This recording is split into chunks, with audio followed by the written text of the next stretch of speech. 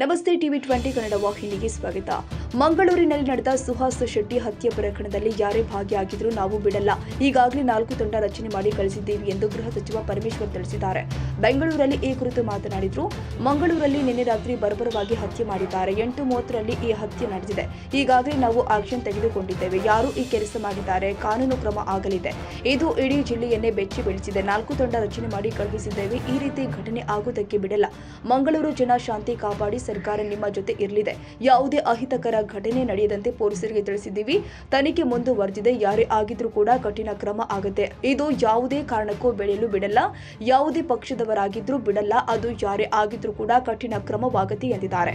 ಕಾನೂನು ಸುವ್ಯವಸ್ಥೆ ಹಾಳಾಗಿದೆ ಅನ್ನೋ ಬಿಜೆಪಿ ಆರೋಪ ವಿಚಾರಕ್ಕೆ ಮಾತನಾಡಿ, ತಪ್ಪಿತಸ್ಥರು ಯಾರೇ ಆದರೂ ಕ್ರಮ ಆಗುತ್ತೆ. ಹಿಂದೆಯೂ ಕಠಿಣ ಕ್ರಮ ಆಗಿದೆ. ಈಗಲೂ ಕೂಡ ಅದು ಆಗುತ್ತೆ. ಕಾಂಗ್ರೆಸ್ನಲ್ಲಿ ಹಿಂದೂಗಳು ಇಲ್ವಾ? ನಾವ್ಯಾರು ಹಿಂದೂಗಳು ಅಲ್ವಾ? ಇದಕ್ಕೆ ಈ ರೀತಿ ವಿಶ್ಲೇಷಣೆ ಮಾಡೋದು ಸರಿ ಅಲ್ಲ ಎಂದಿದ್ದಾರೆ. ಯಾವುದೇ ಅಹಿತಕರ ಘಟನೆ ಈ ಕಾರಣಕ್ಕೆ ಆಗಬಾರದು. ಹಾಗಾಗಿ ಎಕ್ಸ್ಟ್ರಾ ಕೇರ್ ತೆಗೆದುಕೊಂಡಿದ್ದೇವೆ. ಈಗಾಗಲೇ ವರದಿ ಕೇಳಿದ್ದೇನೆ ಎಂದಿದ್ದಾರೆ. ಸಂಜೆ ಸುಮಾರು 8:30 ಸಮಯದಲ್ಲಿ ಮಂಗಳೂರಿನಲ್ಲಿ ಒಬ್ಬ ವ್ಯಕ್ತಿಯ ಹತ್ಯೆಯಾಗಿದೆ. ಬಹಳ ಬರ್ಬರವಾಗಿ ಅವರನ್ನು ಕೊಲೆ ಮಾಡಿದ್ದಾರೆ. ಈಗಾಗಲೇ ಅದರ ಬಗ್ಗೆ ನಾವೆಲ್ಲ ಆ್ಯಕ್ಷನ್ ತಗೊಂಡಿದ್ದೇವೆ. ಯಾರು ಈ ಕೆಲಸ ಮಾಡಿದ್ದಾರೆ ಅವರನ್ನು ಯಾವುದೇ ಕಾರಣಕ್ಕೂ ನಾವು ಬಿಡೋದಿಲ್ಲ. ಮಂಗಳೂರು ಒಂದು ರೀತಿಯಲ್ಲಿ ಶಾಂತಿಗೆ ಬರ್ತಾ ಇತ್ತು.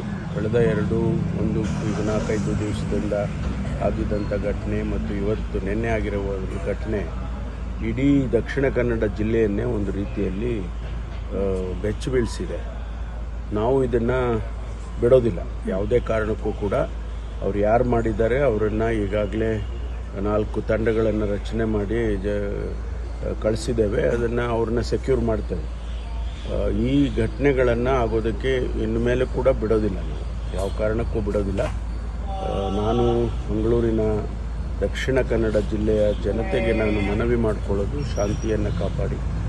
ಸರ್ಕಾರ ನಿಮ್ಮ ಜೊತೆಯಲ್ಲಿದೆ, ಪೊಲೀಸ್ ಇಲಾಖೆ ನಿಮ್ಮ ಜೊತೆಯಲ್ಲಿರುತ್ತೆ. ಶಾಂತಿಯನ್ನು ಕಾಪಾಡೋದಕ್ಕೆ ಎಲ್ಲ ಪ್ರಯತ್ನವನ್ನು ಕೂಡ ನಾವು ಮಾಡ್ತೇವೆ ಅನ್ನುವಂಥದ್ದು. ಈಗಾಗಲೇ ನಾನು ಹಿರಿಯ ಅಧಿಕಾರಿಗಳು, ನಮ್ಮ ADGP ಲಾ ಆ್ಯಂಡ್ ಆರ್ಡರ್ ಅವರನ್ನು ಡೆಪ್ಯೂಟ್ ಮಾಡಿದ್ದೇನೆ. ಅವರು ಹೋಗಿದ್ದಾರೆ. ಈಗಾಗಲೇ ಹೆಚ್ಚು ಫೋರ್ಸನ್ನು ಕೂಡ ನಾವು ಅಲ್ಲಿಗೆ ಡಿಪ್ಲಾಯ್ ಮಾಡಿದ್ದೇವೆ. ಯಾಕೆಂದರೆ ಯಾವುದೇ ಅಹಿತಕರವಾದ ಘಟನೆ ಈ ಕಾರಣಕ್ಕಾಗಿ ಆಗಬಾರ್ದು. ಅದಕ್ಕಾಗಿ ನಾವು ಎಕ್ಸ್ಟ್ರಾ ಕೇರ್ ತೊಗೊಂಡಿದ್ದೇವೆ. ವರದಿಯನ್ನು ಕೇಳಿದ್ದೇನೆ, ಸಂಪೂರ್ಣ ವರದಿಯನ್ನು ಕೂಡ ಕೇಳಿದ್ದೇನೆ. ಇನ್ವೆಸ್ಟಿಗೇಷನ್ನು ಪ್ರಾರಂಭ ಮಾಡಿದ್ದಾರೆ ಈಗಾಗಲೇ. ಯಾವ ಕಾರಣಕ್ಕೂ ಕೂಡ ಅವರು ಯಾರು ಕೊಲೆ ಮಾಡಿದ್ದಾರೆ ಅವ್ರನ್ನ ನಾವು ಬಿಡೋದಿಲ್ಲ. ಈಗ ಬಂಧನ ಕರೆದಿದ್ದಾರೆ ಸರ್, ಇಡೀ ಮಂಗಳೂರು ಬಂಧನ ಕರೆದಿರುವಂತಹದ್ದು. ಅಹಿತಕರ ಘಟನೆ ಅನ್ನೋದಕ್ಕಿಂತ ಪ್ರವೀಣ್ ನೆಟ್ಟಾರ್ ಕೊಲೆಯಿಂದ ಹಿಡಿದು ಇಲ್ಲಿ ತನಕ ಇದೊಂದು ಸರಣಿ ಕೊಲೆಯ ರೀತಿಯಲ್ಲಿ ನಡೀತಾ ಇದೆ ಅನ್ನುವಂತಹದ್ದು ಅಲ್ಲಿರುವಂತಹ ಚರ್ಚೆ. ಇದಕ್ಕೆ ನಾವು ಇದನ್ನು ಹತ್ತಿಕ್ಕೋದಕ್ಕೆ ಎಲ್ಲ ಪ್ರಯತ್ನವನ್ನು ಕೂಡ ನಾವು ಮಾಡ್ತೀವಿ. ಎಲ್ಲ ಆ್ಯಕ್ಷನ್ಸನ್ನು ನಾವು ತಗೊಳ್ತೀವಿ. ಯಾವ ಕಾರಣಕ್ಕೂ ಇದನ್ನು ಬೆಳೆಯೋದಕ್ಕೆ ನಾವು ಬಿಡೋದಿಲ್ಲ. ಯಾರೇ ಆಗಿರಲಿ, ಅವ್ರು ಯಾವ ಪಕ್ಷದವರೇ ಆಗಿರಲಿ, ನಾವು ಬಿಡೋದಿಲ್ಲ. ಅವರು ನಾನು ಈ ಪಕ್ಷ ಆ ಪಕ್ಷ ಅಂತ ಹೇಳೋದಿಲ್ಲ. ಯಾವುದೇ ಪಕ್ಷದವರಾಗಿರಲಿ,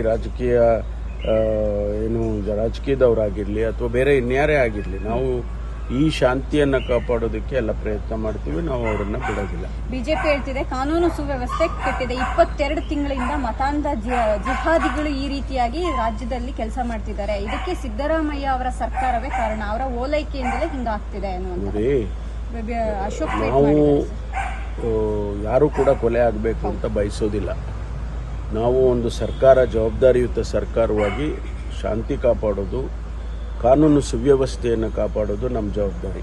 ನಾವು ಆ ಜವಾಬ್ದಾರಿಯಿಂದ ನುಣುಚ್ಕೊಳ್ಳೋದಿಲ್ಲ. ಆದರೆ ಅದನ್ನು ಯಾವ ರೀತಿ ಮಾಡಬೇಕು ಅಂತ ಹೇಳಿ ನಾವು ಈಗಾಗಲೇ ಅನೇಕ ಕ್ರಮಗಳನ್ನು ತಗೊಂಡಿಲ್ಲ ಅಂತಲ್ಲ. ಇಂಥ ಘಟನೆಗಳಾದಾಗ ನಾವು ಅದಕ್ಕೆ ಏನು ಕಾನೂನಿನ ಪ್ರಕಾರ ಕ್ರಮ ತಗೋಬೇಕು ತಗೊಳ್ತೀವಿ. ಅವ್ರನ್ನ, ಆ ಕಲ್ಪ್ರಿಟ್ಸ್ ಯಾರಿದ್ದಾರೆ ಅವ್ರನ್ನ ಕಾನೂನಿಗೆ ತರೋದಕ್ಕೆ ಎಲ್ಲ ಪ್ರಯತ್ನವನ್ನು ಮಾಡಿದ್ದೇವೆ ಕೂಡ. ಇಲ್ಲಿವರೆಗೂ ಯಾವುದೇ ಕೊಲೆ ಆದರೂ ಅವ್ರನ್ನ ಅರೆಸ್ಟ್ ಮಾಡಿ ಅವ್ರಿಗೇನು ಕಾನೂನಿನ ಪ್ರಕಾರ ಕ್ರಮ ತಗೋಬೇಕು ಅದನ್ನೆಲ್ಲ ಮಾಡಿದ್ದೇವೆ. ಇದರಲ್ಲೂ ಮಾಡ್ತೇವೆ, ಬಿಡೋದಿಲ್ಲ. ನಾವು ಈಗಾಗಲೇ ನಾನು ಹೇಳಿದಾಗೆ 4 ತಂಡಗಳನ್ನು ರಚನೆ ಮಾಡಿದ್ದೇವೆ. ಆದಷ್ಟು ಶೀಘ್ರವಾಗಿ ಅವ್ರನ್ನ ಹಿಡಿದಾಕ್ತೇವೆ. ಕಾಂಗ್ರೆಸ್ ಬಂದಾಗಿಂದ ಹಿಂದೂ ಕಾರ್ಯಕರ್ತರಿಗೆ ಜೀವ ಭಯ ಇದೆ, ಕಾಂಗ್ರೆಸ್ ಕಾರ್ಯಕರ್ತರಿಗೆ ಉಳಿಗಾಲ ಇಲ್ಲ ಅನ್ನುವಂಥದ್ದು ಅವರ ಆರೋಪ ಸರ್. ನೋಡಿ, ಕಾಂಗ್ರೆಸ್ನಲ್ಲಿ ಕೂಡ ಬೇರೆ ಬೇರೆ ಇದ್ದಾರೆ, ಏನು ಹಿಂದೂಗಳಿಲ್ವಾ? ನಾವೇನು ಬೇರೆಯವರ? ನಾವೆಲ್ಲ ಹಿಂದೂಗಳಲ್ವಾ? ಅದು ಆ ರೀತಿ ಎಲ್ಲ ವಿಶ್ಲೇಷಣೆ ಮಾಡೋದು ಸರಿ ಇಲ್ಲ. ಕೊಲೆ ಆಗಿದೆ, ಕೊಲೆ ಮಾಡಿರೋರನ್ನ ಹಿಡಿದಾಕ್ತೀವಿ. ನಾವು ಅದಕ್ಕೆ ಬೇರೆ ಬೇರೆ ಬಣ್ಣ ಕಟ್ಟೋದು ಸರಿ ಕಾಣಿಸೋದಿಲ್ಲ. ನಾವು ಕ್ರಮ ತಗೊಳ್ತೀವಿ ಸರ್. ಕೇಂದ್ರದಿಂದ ಕನ್ನಡಿಗರ ಮೆಚ್ಚಿನ ನಿಮ್ಮ TV20 ಕನ್ನಡ ವಾಹಿನಿ ಇದೀಗ ಟಿವಿಯಲ್ಲಿ ಲಭ್ಯ. ಕರ್ನಾಟಕ ಮತ್ತು ದೇಶ ವಿದೇಶದ 360 ಡಿಗ್ರಿ ಸುದ್ದಿ ವಿವರವನ್ನ ಪಡೆಯುವುದಕ್ಕೆ TV20 ವಾಹಿನಿಯನ್ನು ಲೈಕ್ ಮಾಡಿ, ವಿಡಿಯೋಗಳನ್ನು ಶೇರ್ ಮಾಡಿ, ಕಮೆಂಟ್ ಮಾಡಿ, ಸಬ್ಸ್ಕ್ರೈಬ್ ಮಾಡಿ. HCN ಕೇಬಲ್ 842 ನಂಬರ್ನಲ್ಲಿ ಹುಕ್ಕೇರಿ ತಾಲೂಕು ಹಾಗೂ ಸಂಕೇಶ್ವರದ ಸುತ್ತಮುತ್ತಲಿನ ಹಳ್ಳಿಗಳಲ್ಲಿ ಲಭ್ಯ. PCN ಕೇಬಲ್ 129 ನಂಬರ್ನಲ್ಲಿ ಹಾರುಗೆರೆ ಸುತ್ತಮುತ್ತಲಿನ ಹಳ್ಳಿಗಳಲ್ಲಿ ಲಭ್ಯ. ರಾಯಬಾಗ್ ಡಿಜಿಟಲ್ ಚಾನೆಲ್ ಕೇಬಲ್ 80ನೇ ನಂಬರ್ನಲ್ಲಿ ರಾಯಬಾಗ ತಾಲೂಕಿನ ಸುತ್ತಮುತ್ತಲಿನ ಹಳ್ಳಿಗಳಲ್ಲಿ ಲಭ್ಯ.